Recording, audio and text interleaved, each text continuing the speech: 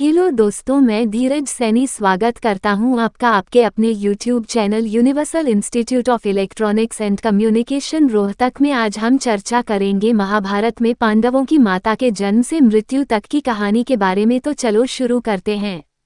कुंती महाभारत की एक महत्वपूर्ण पात्र थी, जिनका वास्तविक नाम प्रथा था। वे यादव वंश के शूरसेन की पुत्री थीं, जिन्हें बचपन में उनके मामा कुंतीभोज ने गोद लिया, इसलिए उनका नाम कुंती पड़ा। कुंती का जीवन, जन्म से मृत्यु तक की कहानी।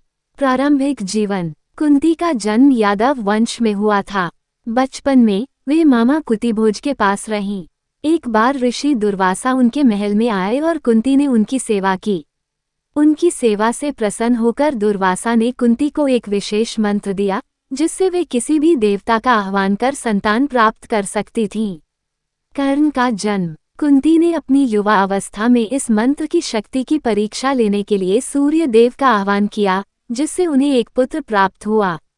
ये पुत्र कर्ण था। कर्ण का जन्म अविवाहित कुंती के लिए एक चुनौती था, इसलिए उन्होंने उसे गंगा नदी में प्रवाहित कर दिया।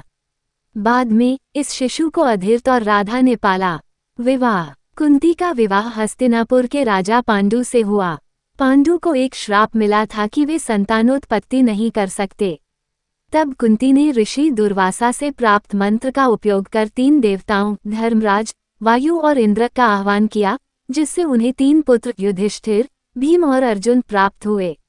इसके बाद पांडु की दूसरी पत्नी माद्री ने भी इस मंत्र का उपयोग कर अश्विनी कुमारों से 2 पुत्र नकुल और सहदेव प्राप्त किए। पांडु की मृत्यु। पांडु एक दिन माद्री के साथ जंगल में रहते हुए श्राप के कारण मृत्यु को प्राप्त हुए। इस घटना के बाद माद्री ने स्वयं को सती कर लिया और कुंती अपने 5 पुत्रों के साथ हस्तिनापुर लौट आईं।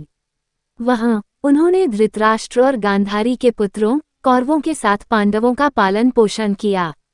महाभारत का युद्ध। कुंती ने पांडवों को धर्म और सत्य के मार्ग पर चलने के लिए हमेशा प्रेरित किया। उन्होंने अपने पुत्रों का साथ दिया जब वे कौरवों के अन्याय और षड्यंत्रों का सामना कर रहे थे।